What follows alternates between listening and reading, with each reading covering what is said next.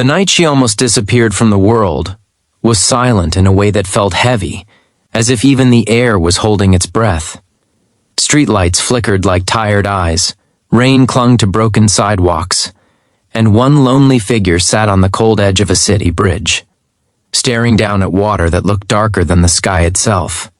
In that moment, everything she had ever been, everything she had ever hoped for, felt smaller than the ache inside her chest.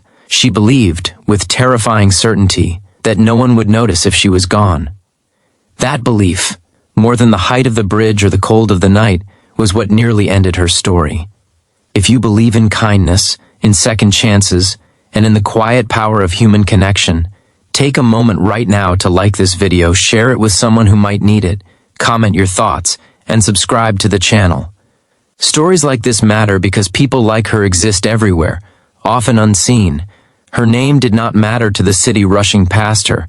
She was just another shadow between passing headlights, another forgotten soul in a place too busy to look down. But she had once been someone with dreams so vivid they kept her awake at night in the best way. She had grown up believing life would open doors if she worked hard enough, loved deeply enough, tried honestly enough. For a while, that belief seemed true. She studied, worked long hours, trusted people who promised they would stay.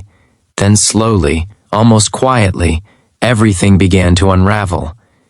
It started with small losses that didn't feel dangerous at first. A job that disappeared without warning. Bills that stacked higher than hope. Friends who stopped calling, not out of cruelty, but because life pulled them elsewhere. Family members who loved her, but didn't know how to reach her once her smile stopped looking real. Each loss felt manageable on its own. But together they formed a weight she carried every day, pressing harder on her chest with each sunrise. She told herself to be strong, because that was what she had always done. She told herself others had it worse, that her pain didn't deserve attention. She learned how to nod politely when asked if she was okay, how to laugh at the right moments, how to cry only when the room was empty. Over time, she stopped asking for help, not because she didn't need it, but because she was tired of feeling like a burden. Loneliness does not arrive loudly. It creeps in during quiet meals eaten alone, during nights when the phone never lights up, during mornings when getting out of bed feels like lifting a mountain. It convinces you that your absence would make no difference, that the world would continue spinning without even noticing the space you once filled. For her, loneliness became a constant companion, whispering lies that sounded too much like truth. The night she ended up on that bridge was not dramatic in the way movies show. There was no sudden explosion of emotion, no single event that pushed her there. It was exhaustion. Emotional, physical, spiritual exhaustion. She had spent so long fighting invisible battles that she no longer remembered why she was fighting at all. Standing there, she felt empty, not frantic. And that calmness scared her more than panic ever could. Cars passed behind her, their sounds blurred by rain and distance. People walked by without slowing down, coats pulled tight against the cold, eyes fixed forward. She did not blame them. She had learned well how easy it was to miss pain when it did not scream. Her hands trembled, not from fear, but from the weight of finally letting go. She leaned forward slightly, feeling the pull of gravity, feeling the finality of it all. And then something unexpected happened. A presence, quiet but undeniable, entered her awareness. Not a shout, not a dramatic interruption, just a pause in the rhythm of the night. Someone had stopped nearby. She didn't look at them at first. She assumed they would pass, just like everyone else, but they didn't. They stood there, close enough that she could sense their hesitation, their uncertainty, their humanity. Time stretched thin. Seconds felt like minutes. She waited for footsteps to move away, waited for the night to reclaim its silence. Instead, a small piece of paper brushed against her hand, carried by a trembling movement. She looked down, confused, annoyed, exhausted. Written in uneven handwriting were two simple words that seemed almost too small to matter. Please do.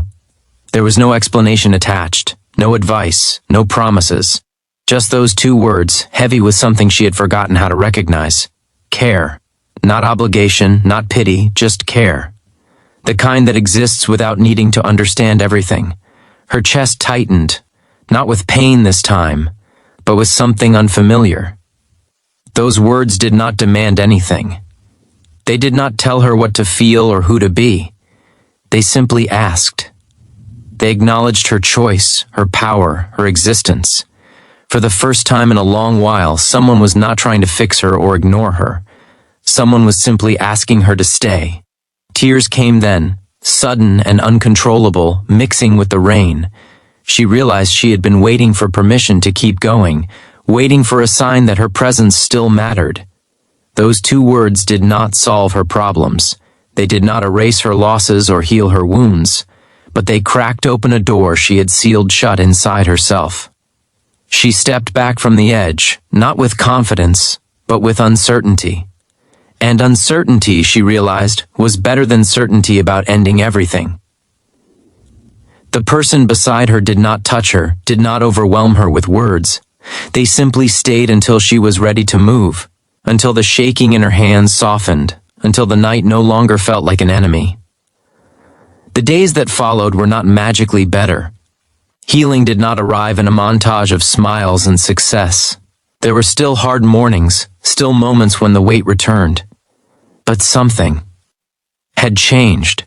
When the darkness crept in, she remembered those words. Please do, not as an order, but as an invitation. An invitation to try again, to ask for help, to take one more step even when she couldn't see the path ahead. She began reaching out slowly, imperfectly. She allowed herself to be honest when asked how she was doing. She sought help not because she was weak, but because she was human. Some days were setbacks, some nights were heavy, but she was no longer alone in her own mind. Months later, she would stand on that same bridge, this time in daylight, watching the river move steadily beneath her. The water no longer looked like an ending. It looked like motion, like time continuing whether she believed in herself or not. She understood then that saving a life does not always require grand gestures.